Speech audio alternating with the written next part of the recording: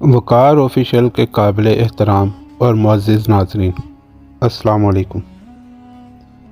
کیا آپ جانتے ہیں کہ ملک پاکستان جس کی بنیاد لا الہ الا اللہ سے رکھی گئی تھی، ایسے ملک پاکستان کے سیاسی کارکنوں اور ٹھیکیداروں کی وجہ سے آج پاکستان کی عوام کس حد تک شدید دکھ، تکلیف اور پریشانیوں کا شکار بن چکی ہے؟ ایک ایسے ہی غریب کسان کا سچا واقعہ جو آج میں بیان کرنے جا رہا ہوں۔ ویڈیو کا آغاز کرنے سے پہلے میں آپ سے ایک ریکویسٹ کروں گا کہ ویڈیو کو اینڈ تک ضرور دیکھیں۔ یہ آج کا سچا واقعہ ملک پاکستان کے سب سے بڑے شہر کراچی سے تعلق رکھنے والے ایک غریب مزدور کا ہے، جو کہ دن بھر گدھا گاڑی چلا کر محنت کر کے بمشکل اپنے اور اپنے بیوی بچوں کے لیے 2 وقت کا کھانا میسر کر سکتا تھا۔ لیکن پاکستان کے سیاسی کارکنوں، ٹھیکیداروں اور حکمرانوں کے پیدا کیے حالات اور تنگ دستیوں کی وجہ سے اس کا روزگار اس سے چھن چکا تھا اور گھر میں فاقوں نے ڈیرا ڈال لیا تھا۔ پچھلے کچھ دنوں سے اپنے بیوی اور بچوں کو بھوک سے لڑزتا دیکھ کر اس نے چوری اور ڈکیتی کرنے کی ٹھان لی اور پہلے ہی ڈکیتی میں گرفتار ہو گیا۔ گرفتار ہونے کے 2 دن بعد اس نے اپنی بیوی کو خط لکھا: میں تم سے اور بچوں سے بے پناہ محبت کرتا ہوں۔ جانتا ہوں تم لوگ سخت حالات میں ہو، فاقے کاٹ رہے ہو، مگر میں یہاں بیٹھ کر کچھ نہیں کر سکتا۔ صرف اتنا کر سکتا ہوں کہ کھانا پینا چھوڑ دوں تاکہ خود کو تمہارے ساتھ محسوس کر سکوں۔ یہ وہ خط تھا جس نے سینٹرل جیل کراچی کی انتظامیہ کو مشکل میں ڈال دیا تھا۔ خط لکھنے والے قیدی نے بھوک ہڑتال کر دی تھی۔ انتظامیہ لاکھ کوشش کے باوجود بھوک ہڑتال ختم نہ کرا سکی تو اعلیٰ حکام کو مطلع کیا، جس کے بعد اس معاملے کی انکوائری ایک نوجوان پولیس افسر کے پاس آ گئی۔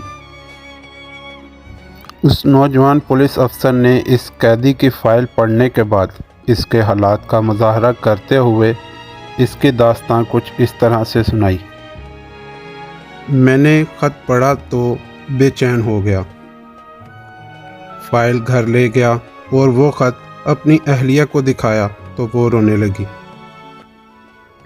میں نے اس قیدی کی فائل پڑھی، وہ قیدی ڈکیتی کے الزام میں سزا بھگت رہا تھا۔ حیرت انگیز بات یہ تھی کہ جس گھر میں ڈکیتی کی گئی تھی اس گھر میں سے نہ تو کوئی پولیس اسٹیشن میں آیا اور نہ ہی ان میں سے کسی نے کوئی مقدمہ درج کروایا۔ یہ سب کچھ سرکاری مدیت میں ہوا اور ملزم کو سزا ہو گئی۔ میں اگلے ہی روز ملیر میں اس قیدی کے گھر چلا گیا۔ اس کی اہلیہ اور 3 بچے ملیر کھوکھرا پار میں ایک کمرے کے ٹین کی چھت والے گھر میں رہتے تھے۔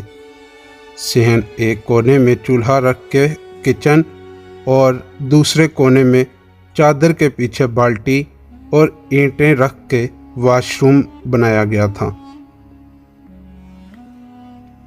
پولیس افسر کا کہنا تھا کہ قیدی کی اہلیہ سے تفصیلات پوچھیں تو کہنے لگی کہ وہ گدھا گاڑی چلاتا تھا۔ کراچی کے خراب حالات کے دوران فائرنگ سے اس کا گدھا مر گیا۔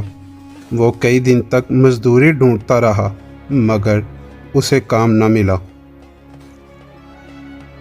ادھر بچے بھوک سے بلک رہے تھے، محلے والے مدد کر رہے تھے مگر کب تک کرتے۔ جب زیادہ تنگ ہوئے تو میں نے اسے کہا کہ کہیں سے بھی راشن لے کر آؤ ورنہ میں بچوں کو مار دوں گی۔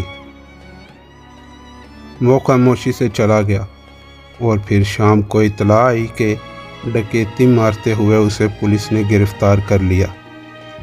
وہ ڈکیت نہیں ہے، اسے میں نے ڈاکو بنا دیا۔ خاتون روتے ہوئے بتا رہی تھی، اس گھر کی حالت خاتون کی بیان کی گواہی دے رہی تھی۔ میں وہاں سے نکل کے اس گھر میں گیا जिस घर में डकैती की गई थी। उन्होंने जब तफसीलात बताईं तो मेरे होश उड़ गए।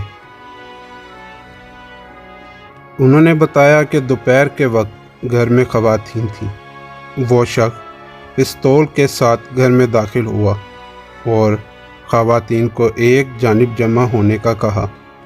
बुज़ुर्ग खातून खाना ने कहा कि किसी को कुछ मत कहना, जेवर और रकम उस अलमारी में है, वो ले लो। मगर उस कैदी ने कहा, मुझे रकम नहीं चाहिए, मैं बदतमीज़ी नहीं करना चाहता, इसलिए शोर मत मचाना और मुझे सिर्फ ये बताएं कि किचन किस तरफ है। खातून खाना का कहना था कि इन्होंने हैरानी और परेशानी से उसे किचन का बताया। वो शख्स किचन में गया, हमसे एक चादर ली और किचन में मौजूद राशन चादर में जमा करके रवाना हो गया।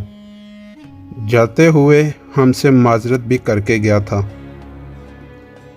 खातून खाना का कहना है, हम तो हैरान रह गए थे और खामोश एक दूसरे को देख रहे थे कि अचानक बाहर शोर हुआ। हमने पता किया तो मालूम हुआ किसी मोहल्ले वाले ने मशकूक हालत में चादर में सामान समेटे इस घर से निकलते देखा तो शोर मचा दिया, जिस पर मोहल्ले वालों ने इसे पकड़कर तशद्दुद का निशाना बनाया और पुलिस के हवाले कर दिया। खातून और इसके घर के मर्दों का कहना था कि तरीक़े वारदात और सिर्फ राशन चोरी करने से हमें अंदाज़ा हो गया था कि वो शख्स ज़रूरतमंद है, इसलिए हमने इस शख्स के ख़िलाफ़ थाने मुकदमा नहीं किया। मैंने मुतलका थाने के SHO को बुलाया तो उसने बताया कि मोहल्ले वाले पकड़ के लाए थे। इसने इतराफ़ भी किया कि मैं डाका मारा है। इसके बाद और इसके पास से जो पिस्तौल बरामद हुआ वो भी नकली था। मुकदमा कराने कोई नहीं आया था तो हमने सरकारी मदीयत में मुकदमा अदालत में पेश किया और अदालत ने सज़ा सुना दी। जब पुलिस अफसर ने इंक्वायरी रिपोर्ट तैयार की, साथ ही इस घराने के अफराद के बयान लगाए जिनके घर डकैती हुई थी और तफसील आला अहकाम को भेज दी, मुकदमा अदालत में दोबारा चला। इस शख्स को चंद दिन में ही ज़मानत और कुछ अरसे में रिहाई मिल गई। वो शख्स रिहा हुआ तो पुलिस अफसर ने उसे कहा कि आइंदा ऐसी हरकत मत करना और उसे कुछ रकम देने की कोशिश की तो उसने रकम लेने से इनकार कर दिया और कहने लगा कि मुझे कहीं मजदूरी दिलवा दो।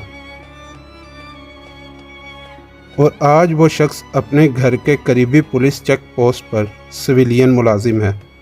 इस सच्चे वाक़ये को बयान करने का और इस वीडियो का मकसद सिर्फ ये है कि ये हड़तालें और लॉकडाउन कितने घर उजाड़ते हैं, कितने घरों में फाके कराते हैं और कितने डाकू पैदा करते हैं, इसका अंदाज़ा बेहिस हुक्मरान नहीं लगा सकते और ना ही हमारा अदालती निज़ाम। हालात हमारी सोचों से भी कहीं ज़्यादा ख़राब हैं।